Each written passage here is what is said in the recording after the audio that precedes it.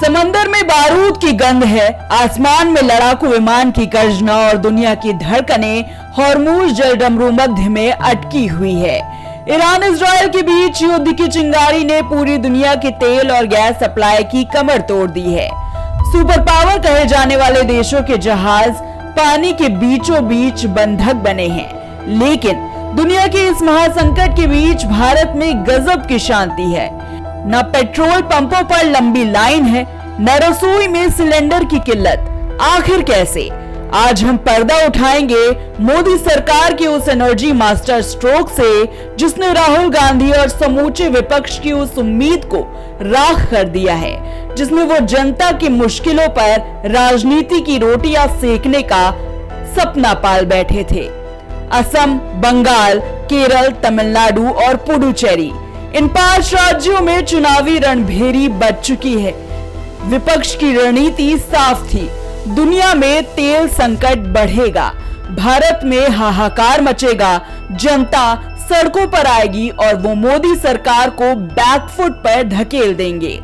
राहुल गांधी और कांग्रेस को उम्मीद थी कि पैनिक बाइंग होगी, देश में ऊर्जा आपातकाल लगेगा और वे इसे चुनावी मुद्दा बनाएंगे। हिंदुस्तान की एनर्जी सिक्योरिटी जो हम तेल खरीदते हैं, वो नरेंद्र मोदी ने अमेरिका को पकड़ा दी। आज हिंदुस्तान अगर दूसरे देशों से तेल खरीदना चाहता है तो परमिशन की जरूरत है। किसकी परमिशन? डोनाल्ड ट्रंप की, अमेरिका की। आज अगर हम रूस से, ईरान से, इराक से तेल खरीदना चाहते हैं, हम नहीं खरीद सकते बिना डोनाल्ड ट्रंप के पूछे। उसके बाद नरेंद्र मोदी ने हिंदुस्तान का पूरा डेटा डोनाल्ड ट्रंप को पकड़ा दिया। वो हमारे डेटा के साथ जो भी करना चाहते हैं कर सकते हैं, जहां भी उसको रखना है रख सकते हैं। और चौथी बात, नरेंद्र मोदी जी ने डोनाल्ड ट्रंप से कहा कि 9 लाख करोड़ रुपए का माल हिंदुस्तान अमेरिका की कंपनियों से खरीदेगा हर साल। तो हमारे जो छोटे बिजनेस वाले हैं, स्मॉल मीडियम इंडस्ट्रीज हैं, वो सारी की सारी बर्बाद हो जाएंगी। नरेंद्र मोदी ने अमेरिका को बहुत कुछ दिया, मगर अमेरिका ने इंडिया को कुछ नहीं दिया। कुछ नहीं दिया।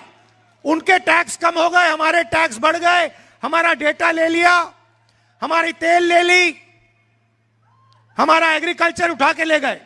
तो सवाल उठता है कि यह सौदा क्यों हुआ? यह सौदा भाइयों और बहनों इसलिए हुआ क्योंकि डोनाल्ड ट्रंप नरेंद्र मोदी को कंट्रोल करता है। नरेंद्र मोदी का जो भ्रष्टाचार है, अदानी की कंपनी जो है, उसका पूरा का पूरा रिकॉर्ड डोनाल्ड ट्रंप जानता है। और अमेरिका में डोनाल्ड ट्रंप ने अदानी पे केस लगा दिया है, क्रिमिनल केस। लेकिन मोदी सरकार की प्रोएक्टिव कूटनीति ने विपक्ष को चारों खाने चित कर दिया है। मोदी सरकार ने इस संकट को आज नहीं, महीनों पहले भांप लिया था।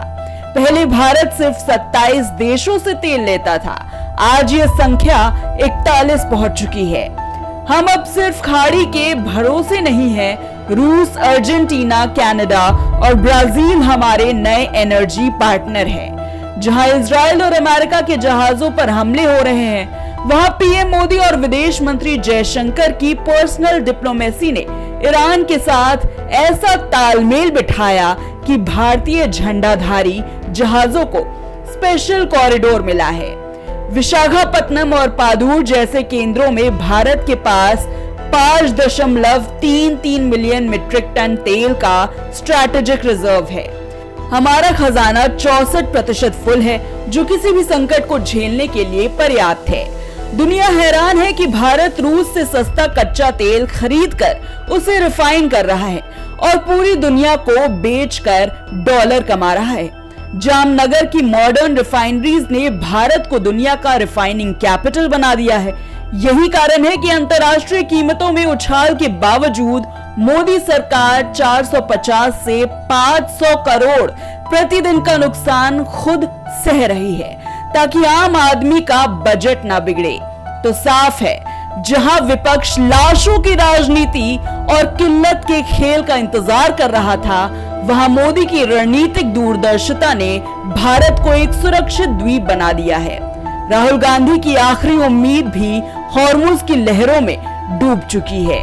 ये जीत सिर्फ कूटनीति की नहीं, बल्कि उस भरोसे की है जो आज भारत को वैश्विक मंच पर विश्व मित्र के रूप में स्थापित कर रहा है।